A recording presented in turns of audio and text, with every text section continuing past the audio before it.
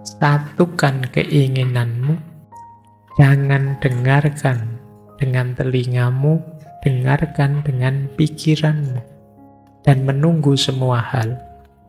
Tahu berkumpul dalam kekosongan, kekosongan adalah puasa pikiran.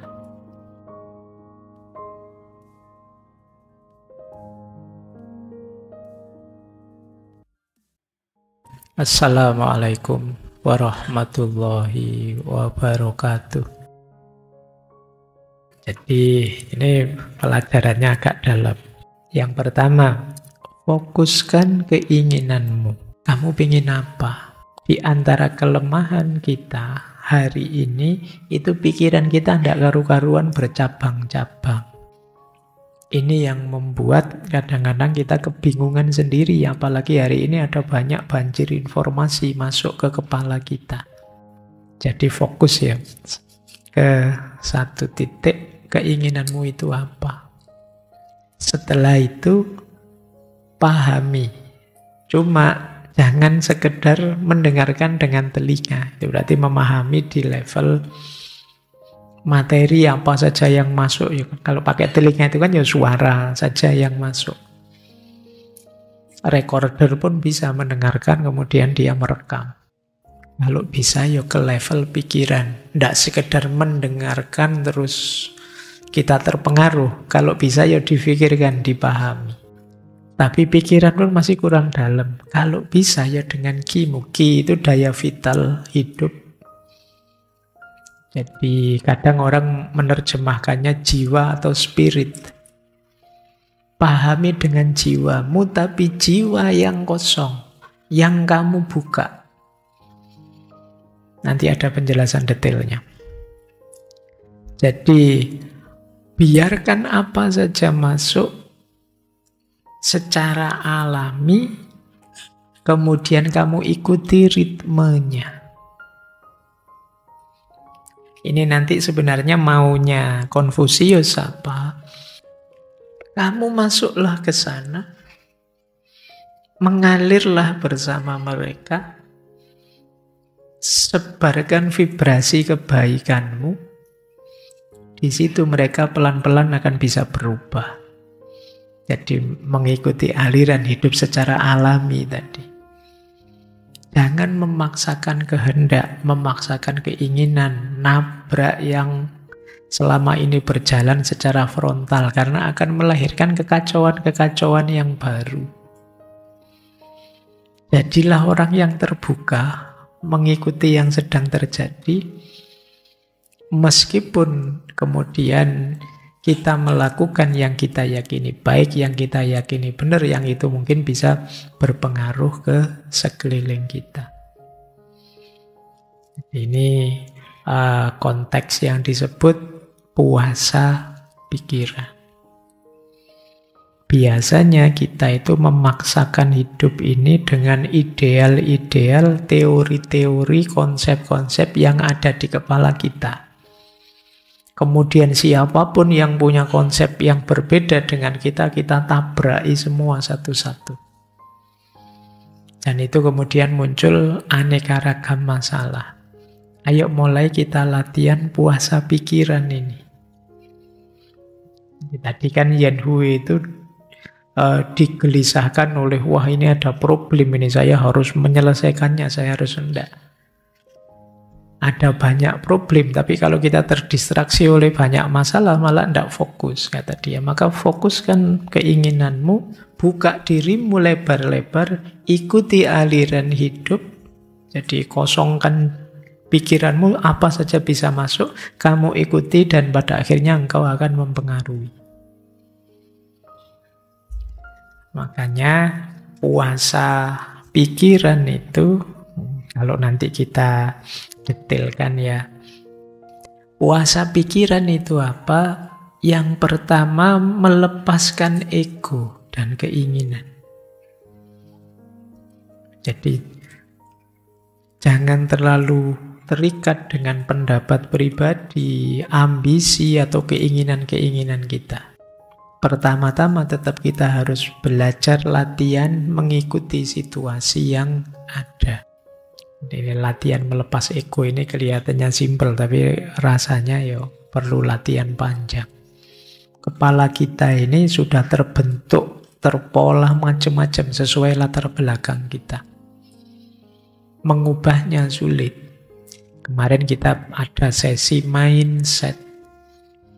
Kalau sudah jadi mindset kita, itu jadi cara pandang kita. Dan kita nganggap, ya itulah kebenaran. Ada orang anggap dunia ini rusak, dunia ini hancur. Pada akhirnya ya seperti itu cara dia hidup. Seperti orang yang ketakutan karena sebentar lagi ada kehancuran. Tapi orang yang menganggap dunia ini anugerah, selama belum kiamat itu kesempatan kita berbuat baik. Itu cara dia hidup pasti kebalikan dari yang tadi nganggap dunia ini kutukan. Coba sekarang kalian cek isi kepala kita masing-masing ya. Pandanganmu apa tentang hidup? Pandanganmu apa tentang Indonesia? Pandanganmu apa tentang dirimu sendiri? Pandanganmu apa tentang bidang keilmuanmu? Pandanganmu apa? Itu nantinya akan menentukan jalan hidupmu. Tapi kalau kamu bisa mengambil jarak dengan itu semua, itu yang maksud puasa tadi, hidupmu akan lebih nyaman. Bukan berarti terus kamu buang pandangan itu, tapi kamu tidak akan memaksakan pandangan itu dalam hidupmu. Jadi antara idealismeku dengan aku itu tidak terikat melekat, tapi ada jarak. Sehingga, oh ini pas untuk idealisme saya, oh ini situasinya berubah, ini perlu adaptasi sedikit, perlu penyesuaian. Itu kita bisa luas. Tapi banyak orang yang terlalu melekat dengan idealismenya. Pokoknya kalau begini ya begini, kalau begitu ya begitu. Dan dia akan lelah, akan capek. Maka sekarang mari mulai latihan menenggang ego. Kalau kata Freud kan tidak mungkin orang membuang egonya. Tapi paling tidak mengambil jarak dari ego kita. Ini aku, ini pikiranku, ini pendapatku. Ini teori yang saya yakini, ini idealismeku.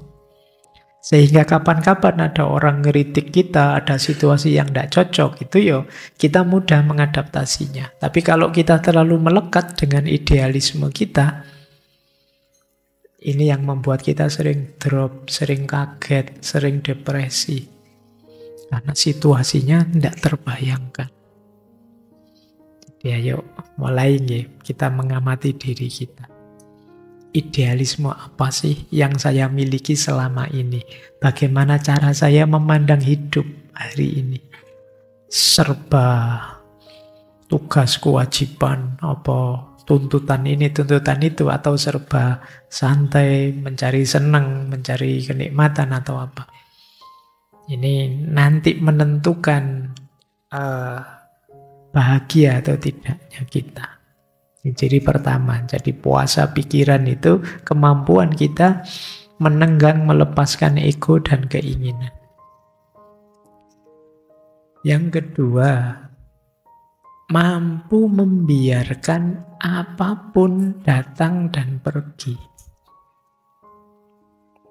Jadi kalau sesuatu terjadi dan datang, ya mungkin memang waktunya terjadi dan datang.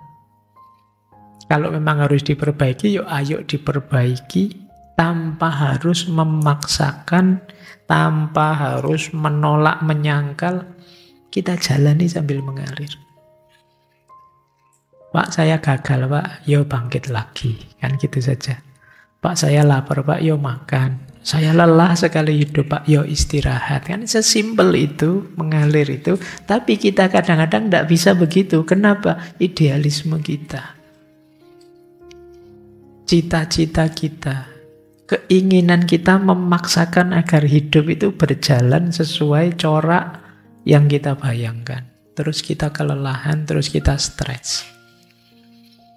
Nah, kalau tuntunannya sanksi ini kita kita biar saja ada peristiwa datang dan pergi, kita tanggapi semampu kita, kemudian hasilnya apa ya sudah kita terima.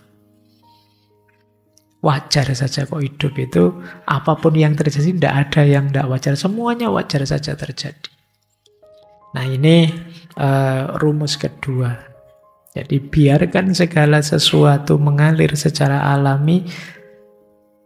Jangan ditentang, jangan dipaksakan mengontrol sesuai keinginan kita. Yang ketiga, ini yang tadi maksudnya kosong tadi ya. Mari kita kosongkan pikiran dari prasangka, dari konsep-konsep, dari teori-teori yang kadang-kadang ini menyetir cara pandang kita terhadap hidup. Sehingga kita tidak bisa memahaminya apa adanya. Tentang apa saja. Kadang-kadang tentang warna saja kan pikiran kita sudah terkotak-kotak, terkonsep-konsep.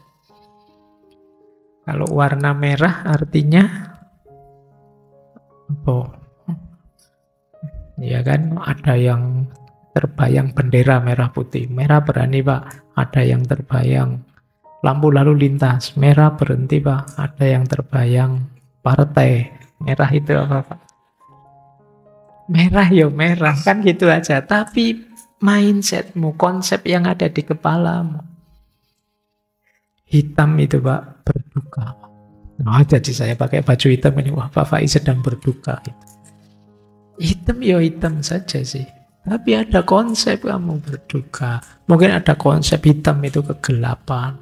Putih itu cahaya, pencerahan, dan lain sebagainya. Ini konsep-konsep. Mbok yo hitam gitu aja. Kita tidak bisa berhenti di situ. Kita selalu menempelkan makna-makna sesuai konsep dan idealisme yang kita yakini. Ini yang membuat kadang-kadang hidup ini jadi lebih berat. Baik, terus ya. Jadi ini mari kita mengosongkan diri prasangka. Apalagi yang jenis prasangka, prejudice ini. Wah, ini kita sudah mungkin sekedar model rambut, pakai kopiah, pakai sarung, itu ya kita sudah banyak konsep sendiri. Oh, kalau pakai sarung itu berarti santri. Oh, kalau pakai tato itu berarti apa? Oh, kalau pakai ini konsep-konsep yang melahirkan prasangka-prasangka. Saya kemarin ada orang ngobrol, Pak itu loh Pak, jilbabnya kan besar. Saya itu oh, apa ya jilbab? Ada yang besar, yang kecil. Oh, ternyata ada konsep jilbab kecil, jilbab besar. Jadi cara membacanya terus bisa beda-beda. Jangankan itu ya, sekedar jenggot saja. Kamu kan sudah punya makna sendiri. Wah, ini jenggotnya panjang ini. Mungkin ya entah maknamu apa ya, tapi jangan lupa Karl Marx juga jenggotnya panjang. Oke. Maknanya apa itu? Karena ya konsep yang ada di kepalamu yang membunyikannya. Jadi ayo latihan puasa ini ya, mengosongkan diri dari prasangka. Kalau ada apa-apa, oh ya itu sudah. Ada teman punya jenggot, ya dia punya jenggot, kan gitu saja. Tidak harus kemudian maknamu ikut masuk. Karena makna dari kita mungkin beda dari makna dari yang lain. Kita terima semuanya sesuai apa adanya. Jadi kalau ada teman kok kedip-kedip itu, ya teman saya kedip-kedip itu aja. Mbuh itu ngode apa. Kadang-kadang kan prasangka kita bunyi duluan. Dan yang keempat, puasa pikiran itu mengikuti tahu tadi ya. Mengikuti jalan. Menuju keseimbangan hidup yang lebih hakiki. Jangan mendikte kehidupan karena kita akan stres sendiri. Punya cita-cita, ayo kita usahakan, ayo. Tapi jangan merasa bahwa kita bisa mengontrol semuanya. Mari bersikap terbuka, kemudian memahami segalanya secara lebih alamiah. Baik, jadi intinya puasa pikiran itu 4 hal ini. melenyapkan ego dan keinginan, membiarkan segalanya mengalir, datang dan pergi, mengosongkan segala macam prasangka, konsep, teori yang bisa menghalangi kita memahami hidup ini apa adanya, dan mengikuti jalan tahu. Ini versinya Taoisme kan. Jangan memaksakan atau mendikte kehidupan, mari kita terbuka, menerima segala yang alami dalam hidup ini. Nanti setelah ini uraiannya lebih detail ke beberapa yang berhubungan dengan puasa pikiran. Yuk, baik. Ambil nafas sebentar. Kelihatannya berat materinya, sambil minum juga boleh. Ya siapa tahu nanti bulan Ramadan kalian bisa mulai latihan.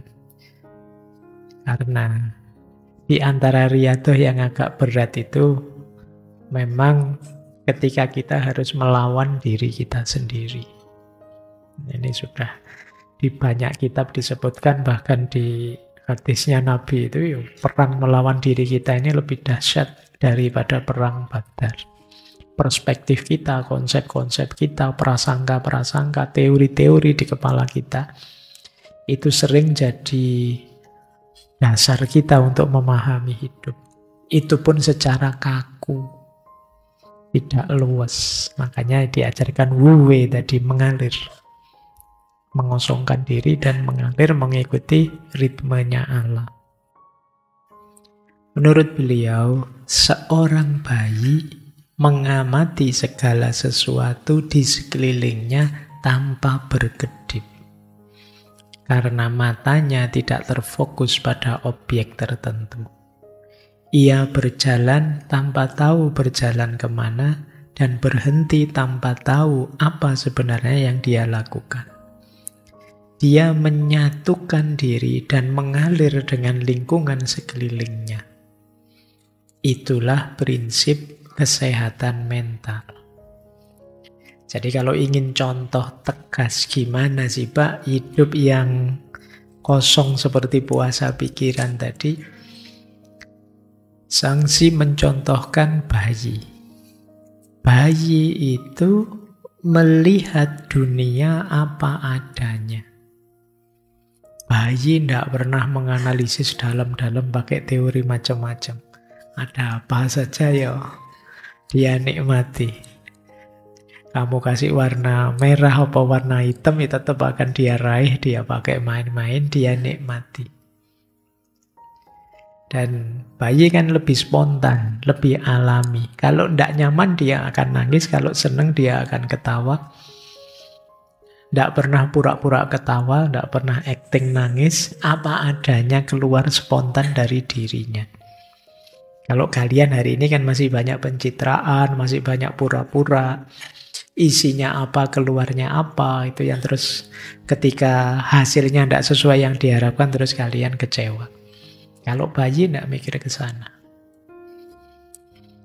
Karena tidak ada konsep-konsep di kepalanya, kalian disibukkan oleh aneka konsep. Coba kalian baca, mungkin teman-teman senang filsafat, baca Dunia Sofi, itu di bagian-bagian awal kan ada cerita. Yang bisa kaget, itu orang yang di kepalanya banyak konsep. Yang bisa bingung, yang bisa kacau. Coba misalnya, kan di buku itu dicontohkan, misalnya satu ketika ada ibu-ibu nyapu. Tiba-tiba ibu-ibu nyapu ini bisa sambil terbang, misalnya. Jadi mungkin nyapunya biar rata sampai genteng-gentengnya disapu, dia bisa terbang. Di bawah ada ayahnya sama ada anak bayinya, balitanya. Itu yang kaget pasti ayahnya kan. Bayinya, balitanya tidak kaget. Ibunya bisa terbang itu bayi tidak kaget. Kenapa? Di kepalanya belum ada konsep bahwa manusia itu tidak bisa jalan di atas angin tanpa pijakan apa-apa. Jadi begitu dia lihat ibunya terbang mungkin, wah asik nih ibu bisa terbang. Kan itu aja kan yang dipikirannya. Aku juga pingin dong. Tidak pakai kaget, tidak pakai depresi. Mungkin itu bapak kan kaget luar biasa itu. Waduh, jangan-jangan ada penghuninya ini. Jangan-jangan ada kan yang gitu. Mungkin kalau bapaknya saintis mungkin wah jangan-jangan di situ mungkin ada ruang anti gravitasi. Kalau kalau bapaknya kelenik nanti melihatnya, wah ini mesti jin penunggunya baru tidak berkenan nih, terus diangkat ini. Tergantung mindset teori yang ada di kepalanya. Jadi kita menanggapi sesuatu itu kan sesuai kacamata teori konsep yang ada di kepala kita. Sementara seperti bayi tadi ya dia tidak kaget. Yang melihatnya asik saja, senang saja. Kok enak ya kelihatannya, kok itu dan lain sebagainya. Jadi beliau pertama-tama mengilustrasikan bayi. Bayi itu tidak sibuk menilai, menganalisis, merencanakan. Dia tidak pernah komentari, tidak pernah ngejudge. Jadi tidak pernah memvonis orang bayi itu.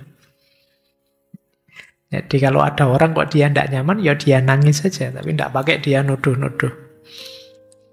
Nah, jadi coba kita bisa Idul Fitri, kalau kan sering orang ceramah Idul Fitri itu kita kembali lagi seperti bayi. Semoga fitrahnya juga begitu, alaminya hidup, tidak dibuat-buat.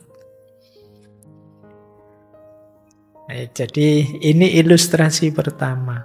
Bayi juga tidak takut, tidak cemas, tidak bingung masa depan saya nanti seperti apa, dia tidak mikir ke sana. Kalau minum dia tidak bisa, wah ini minumnya kok terlalu banyak gula, nanti kalau saya besar diabetes gimana, itu dia tidak mikir ke sana. Jadi bayi tidak melawan kehidupan, dia bisa menyesuaikan. Apa yang dia hadapi, yaitu yang dia kelola tanpa harus membaca dengan teori-teori, ingin merekayasa yang bagaimana. Ini salah satu kata Zhangxi, prinsip kesehatan mental. Kalau kalian ingin hidup lebih nyaman, lebih santai, perbanyak menguras teori-teori, konsep-konsep yang tidak penting di kepala kita. Mari kita natural saja, kita terima apapun yang terjadi di sekeliling kita. Ya wajar sih, saya meyakini begini, orang lain meyakini begitu, biasa saja. Saya manusia kadang salah, dia juga mungkin ada benarnya, meskipun saat ini saya anggap salah. Dan itu wajar kan, sejarah kita beda-beda. Ini lebih alami. Daripada kita memaksakan harus begini semuanya. Yang tidak begini dibasmi saja. Itu kita sendiri nanti yang stres. Nah, kalau kita bisa belajar seperti bayi tadi, bisa menikmati hidup. Jadi tidak terkungkung, terpenjara oleh pikiran kita. Baik, ini ilustrasi pertama. Ilustrasi kedua. Untuk memahami puasa pikiran. Kata Zhangxi, manusia sempurna menggunakan pikirannya seperti cermin. Tidak mengejar apapun, tidak menyambut apapun, menanggapi tapi tidak menyimpan.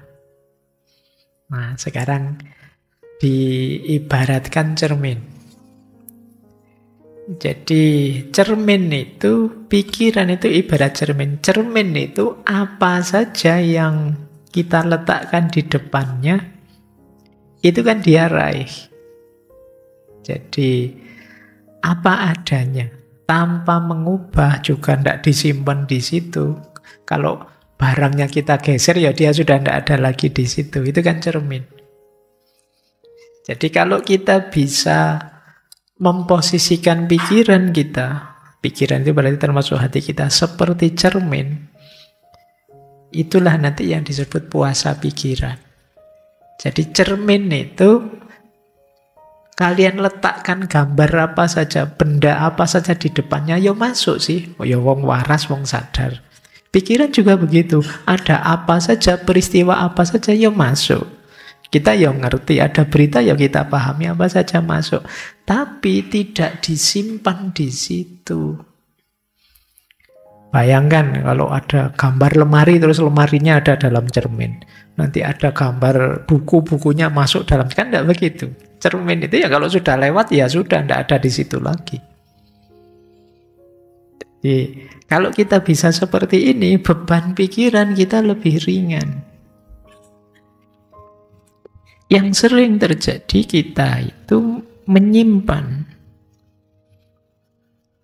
Membaca terus kita simpan. Jadi kita memahami sesuatu terus tersisa di kepala, kita ingat-ingat terus. Membebani kita. Tadi sore baca berita apa, sampai hari ini terbebani terus oleh berita tadi. Padahal berita itu tidak ada hubungannya dengan kita.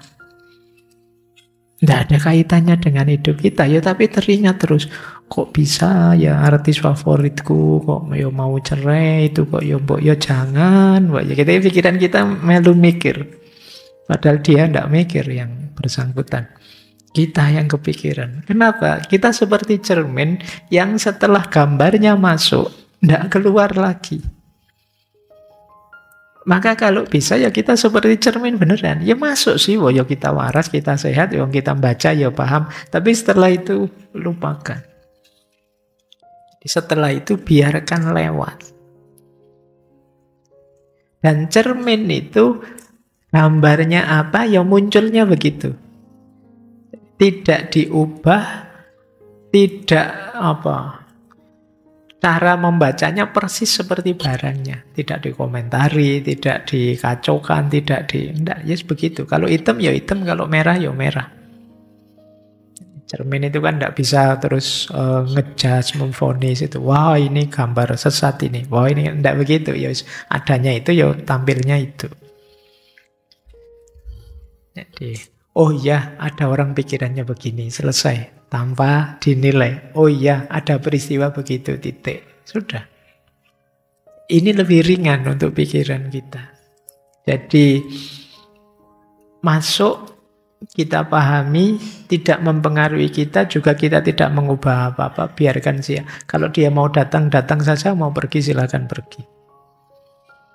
Ini hidup lebih ringan. Yo, itu kalau kalian bisa bilang begitu, itu kalian tangguh sudah. Nanti ada pasanganmu, aku pergi loh, aku pergi loh. Lu kalau mau datang, datang, mau pergi, pergi saja. Nah, itu biar kamu tidak sering diancam begitu. Jadi ini lebih ringan untuk pikiran. Terus cermin itu tidak terikat oleh komentar penghargaan dari luar. Jadi cermin itu ya sudah, ya ini gambar yang masuk ke saya. Gini. Nah, entah itu orang memuji atau tidak, atau orang mencela atau tidak, ya pokoknya itu gambarnya. Jadi tidak mengejar apapun, tidak menyambut apapun. Hasilnya seperti ini. Tidak harus dijudge, oh ini jelek sekali, ini baik sekali, tidak. Kalau kita bercermin kan apa adanya sudah. Tidak terikat hasil. Jadi saya pingin kalau saya bercermin itu wajahnya begini tapi biar kelihatan berkali lipat gantengnya gitu loh. Tidak bisa, kalau cermin apa adanya. Kalau HP-mu masih bisa. Kamu pulas biar jadi lebih halus, lebih apa. Tapi kalau cermin ya apa adanya sudah. Dan dia juga tidak minta di-like, tidak minta dipuji, tidak minta dikomentari yang positif apa negatif. Tidak, dia sudah. Ya ini sudah yang saya tangkap. Ini yang saya lihat, ini yang saya pahami. Jadi tanpa kemudian disimpan kalau memang tidak perlu disimpan. Cermin itu menanggapi tapi tidak menyimpan. Jadi menanggapi itu ya kan gambarnya muncul. Oh iya ya ada begini ya, ada begitu ya. Tapi terus tidak disimpan dalam dirinya. Jadi ilustrasi pertama puasa pikiran itu seperti bayi. Ilustrasi kedua puasa pikiran itu seperti cermin. Lanjut. Nah, kata sanksi kemudian biarkan pikiranmu mengembara dalam kesederhanaan padukan jiwamu dengan keluasan, ikuti segala sesuatu sebagaimana adanya, jangan beri ruang bagi kepentingan atau pandangan pribadi. Maka dunia akan tertib. Jadi, ini kita bedah satu-satu ya. Yang pertama, biarkan pikiranmu mengembara dalam kesederhanaan. Jadi, maksudnya apa? Berpikirlah seluas mungkin, menjelajahi macam-macam, tapi jangan terikat oleh keinginan-keinginan atau teori konsep-konsep yang rumit. Tambah pengalaman sebanyak mungkin, tidak masalah.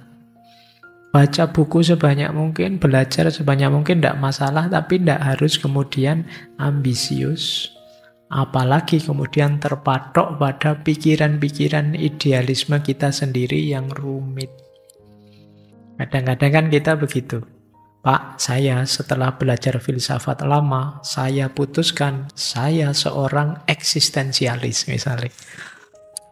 Terus opo-opo dilihatnya secara eksistensial. Kamu repot sendiri.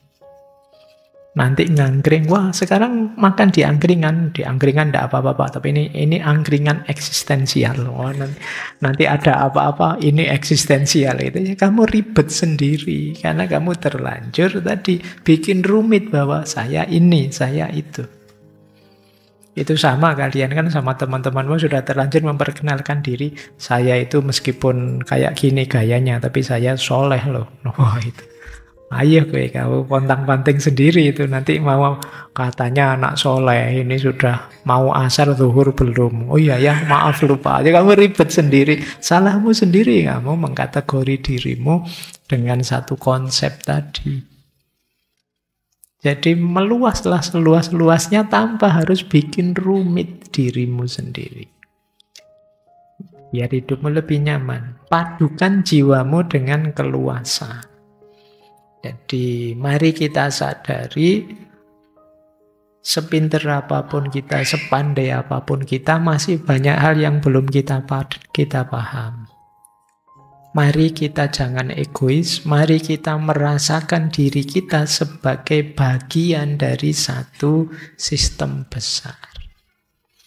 Jadi hidup ini jangan menganggap dirimu satu-satunya yang penting. Setiap entitas punya nilainya sendiri. Jangan dikira kalau kamu jahat atau jelek, efeknya ke dirimu saja. Lingkunganmu juga kena. Kalau kamu baik juga begitu. Ini namanya kesadaran yang meluas. Jadi, kalau kamu jahat, itu kamu tidak bisa egois bilang, biar saja Pak, jahat-jahat saya kok. Nggak akan ada yang kamu begitu. Cerewet-cerewet saya ngapain? Loh enggak, kalau kamu jahat, kalau kamu jelek, nanti semua yang berkaitan denganmu kena. Kamu anaknya siapa sih kok jahat banget? Orang tuamu kena. Kamu kakaknya siapa? Adiknya siapa? Kamu kok cerewet banget? Saudaramu kena. Daerahmu kena. Kamu anak mana sih? Kena daerahmu. Nanti kalau kamu ke luar negeri, kelakuanmu ngisin-ngisini, kamu orang negara mana sih? Negaramu kena. Jadi jangan dikira kamu itu sendirian. Kesadaranmu perluaslah. Jangan hanya mikir egomu sendiri. Jadi kalau mau melakukan sesuatu, sadari ini. Wah itu saya mau sih agak nakal-nakal dikit itu. Tapi nanti orang tuaku bagaimana? Teman-temanku bagaimana? Orang kampungku bagaimana? Nanti kalau ada apa-apa kena semua. Terus kamu mulai lebih hati-hati, lebih taktis melakukan sesuatu. Saya pingin sih ketat dengan idealismeku. Tapi kalau nanti saya seketat itu, nanti efeknya mungkin ke teman-teman, ke saudara-saudara. Nah, jadi ini padukan jiwamu dengan keluasan.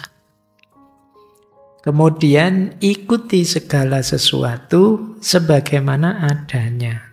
Terima kenyataan apa adanya, jangan memaksakan kehendak. Mengalir saja. fleksibel. Kemudian jangan beri ruang bagi pandangan pribadi. Pandangan pribadi itu maksudnya jangan hanya mementingkan diri sendiri. Lihatlah segala sesuatu secara lebih objektif. Perspektif kita tidak selamanya benar. Kalau kita bisa 1, 2, 3, 4 ini, maka dunia akan tertib. Berpikir yang tidak terlalu bikin rumit, jiwa yang luas, tidak egois, menerima kenyataan apa adanya, tidak memaksakan kehendak, dan objektif. Tidak hanya mikir kepentingan sendiri. Dunia ini maka akan tertib. Kalau kita bisa melakukan ini, pada akhirnya, kata Sangsi, bagi pikiran yang tenang, seluruh alam semesta pasrah. Jadi kata beliau, ayo kita punya pikiran yang tenang, yang tidak sibuk terus-menerus. Cirinya apa? Yaitu ada beberapa narasi sebenarnya, syarahnya quotes ini. Pikiran tenang itu pikiran yang bebas dari kerisauan dan kecemasan. Ciri pertama. Ciri kedua, pikiran tenang itu pikiran yang tidak terikat. Diingat-ingat ya, tidak terikat. Bukan berarti tidak punya. Punya sih, tapi tidak terikat. Tidak terikat itu fleksibel saja. Tidak terikat pada keinginan, penilaian, atau pikiran yang berlebihan. Ya tetap berpikir, ya tetap menilai, ya tetap punya keinginan, tapi tidak terikat. Segala sesuatu ya ada ruang dan waktu, dan menyesuaikan situasi. Kalau situasi berubah, ya kita ikut berubah. Ini yang membuat pikiran kita tenang. Karena kadang-kadang pikiran kita ada di tahun berapa, kita sekarang ada di tahun berapa. Banyak pikiran-pikiran yang sudah tidak nyambung lagi dengan situasi. Yang dulu kalian anggap dahsyat luar biasa, mungkin hari ini sudah kehilangan relevansinya. Kalau tidak percaya, coba kalian yang pernah punya buku harian, kalian baca lagi buku harianmu zaman dulu. Itu mesti isinya lucu-lucu.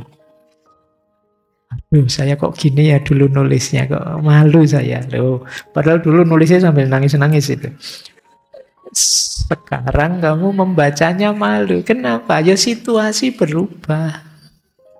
Bayangkan kalau kamu masih seperti yang dulu itu, kamu tidak berkembang, situasinya berubah. Bukan berarti tulisanmu keliru atau salah. Pada zamannya itu memang luar biasa, menggetarkan bagimu. Sekarang sudah beda. Jadi itu pikiran. Kemudian pikiran yang tenang adalah pikiran yang bisa sepenuhnya menerima saat ini. Tidak terjebak oleh masa lalu dan tidak cemas oleh masa depan. Nah, kalau pikiran kita tenang dengan 3 ciri tadi, alam semesta pasrah. Alam semesta pasrah itu alam semesta akan mengalir bersama kita. Hidup jadi rasanya nyaman, harmonis. Jadi karena kita bisa menyesuaikan.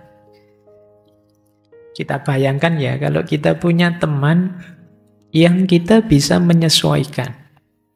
Jadi yang kita cocok dengan teman ini, bisa bareng-bareng menyesuaikan, itu kan kita enak, mengalir. Jadi tidak egois versi kita saja atau mengikuti dia saja, enggak. Saya menyesuaikan dia, ketika kita menyesuaikan padanya, dia juga menyesuaikan dengan saya. Nah, itu lebih nyaman daripada masing-masing jalan sendiri-sendiri secara egois. Baik, kita lanjutkan. Ini kalimat ini perlu dipikir agak panjang.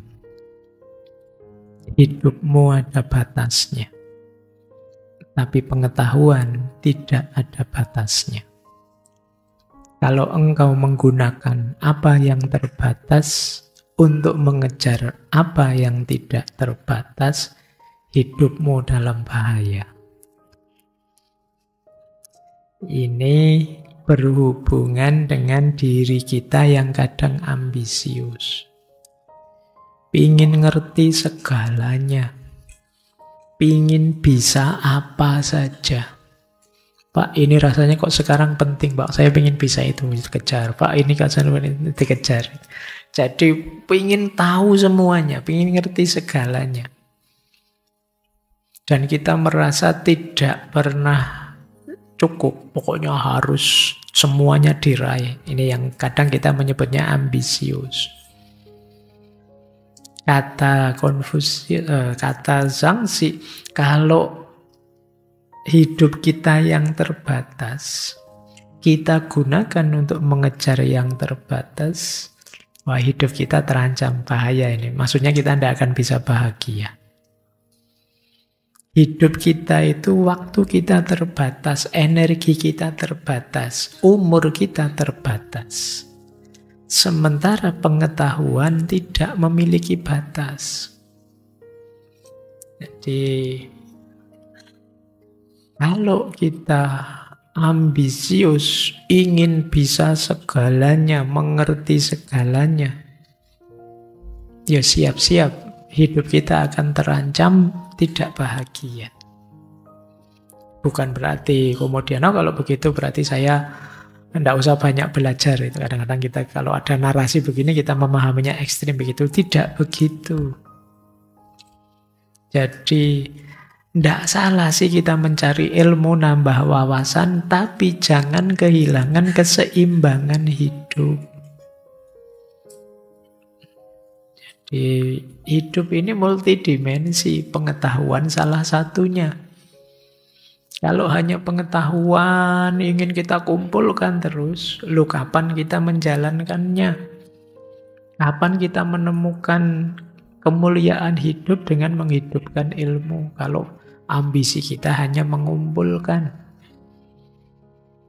Yang kedua, ayo belajar secara alami saja, sesuai kebutuhan. Bukan secara obsesif. Yo, wajarnya saya sarjana filsafat, ya belajar filsafat. Tidak apa-apa saya terima, urusan kimia saya tidak paham. Urusan matematika saya agak setengah-setengah urusan. Cuma saya banyak ngertinya sih di filsafat. Ini namanya kesadaran.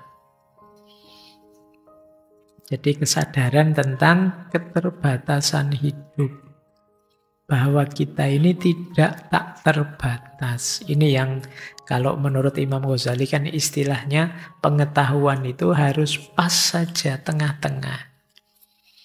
Istilah beliau namanya hikmah. Jadi cari pengetahuan yang hikmah. Kalau sekedar pengetahuan banyak. Apalagi sekarang kalian buka situs buku apa saja akan bisa. Tapi kan pilihlah yang penting, yang berguna, yang benar, yang baik. Ini yang disebut hikmah. Jadi jangan berambisi, Pak, kan saya harus ngerti juga. Ini yang penting. Yang tidak penting kan harus saya ngerti juga, Pak. Yo habis hidupmu, waktumu, energimu. Jadi pilih yang memang relevan, cocok, sesuai, berguna, maslahat. Jangan sampai waktu kita habis untuk hal-hal yang ternyata tidak terlalu penting. Waktu kita terbatas, energi terbatas, umur kita juga terbatas. Bahkan diri kita terbatas. Ini kalimat beliau selanjutnya yang untuk menegaskan itu. Seekor katak di sumur tidak dapat membahas samudra, sebab dia terbatasi oleh ukuran sumur. Serangga musim panas tidak bisa membahas es, karena dia hanya tahu musimnya, wong dia hidupnya di musim panas. Pikiran ilmuwan yang sempit tidak dapat membahas tahu sebab dia terbatasi oleh teori-teorinya.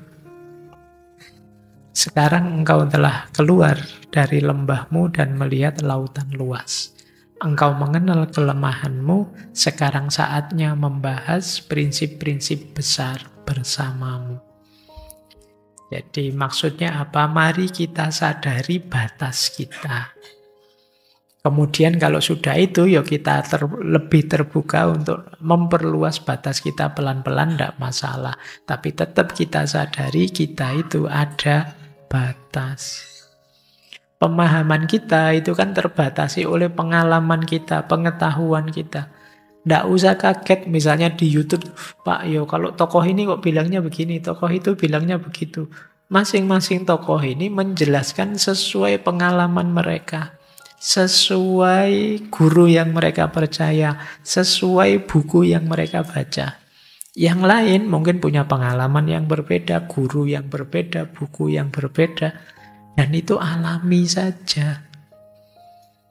Kita yang sering tidak terima, kita cocok dengan tokoh ini sih, kalau tokoh ini enggak, terus kita menerima yang ini, menolak yang itu, menggugat yang ini, kemudian memuji yang itu. Kita lupa bahwa masing-masing punya sejarahnya sendiri sehingga jadi begitu. Jadi ini makanya jangan disalahkan serangga musim panas ndak ngerti es ya, karena dia memang ndak pernah ngalami es. Jadi kita juga begitu. Kalau ada yang bilang, alah Pak Faiz itu apa-apa kok filsafat. Lah saya ngertinya filsafat.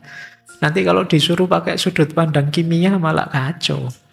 Kalau disuruh pakai sudut pandang matematika malah tolah-toleh nanti saya.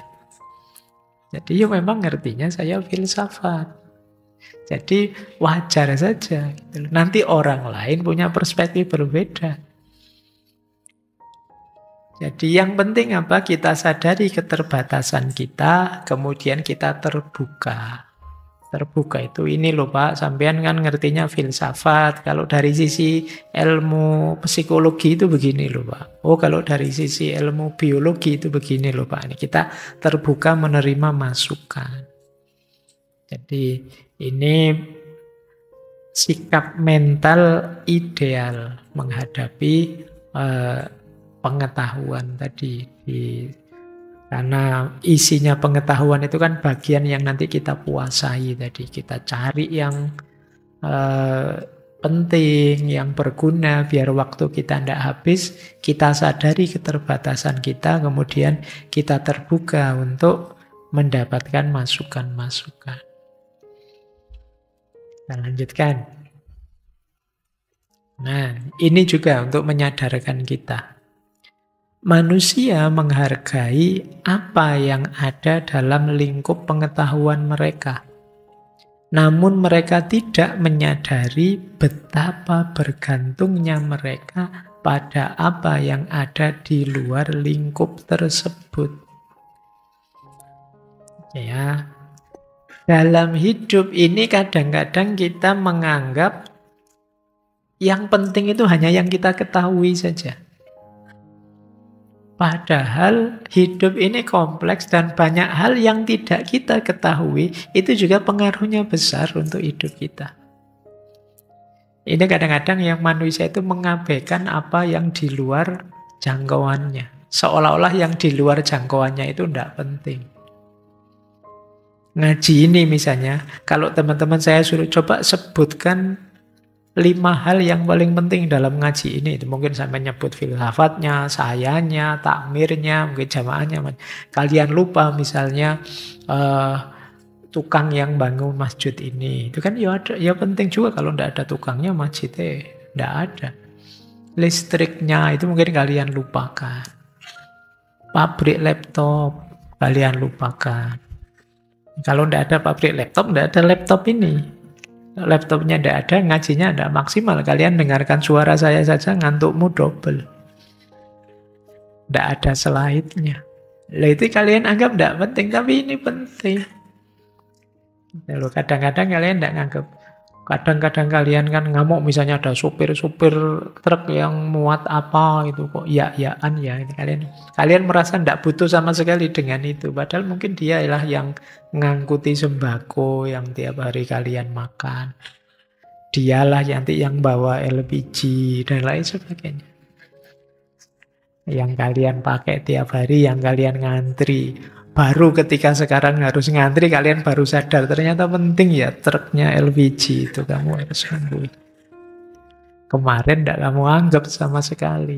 Nah, ini jadi kita itu sering menganggap penting apa yang kita ketahui. Kita lupa ada banyak hal yang luput dari pengetahuan kita, dan itu juga penting.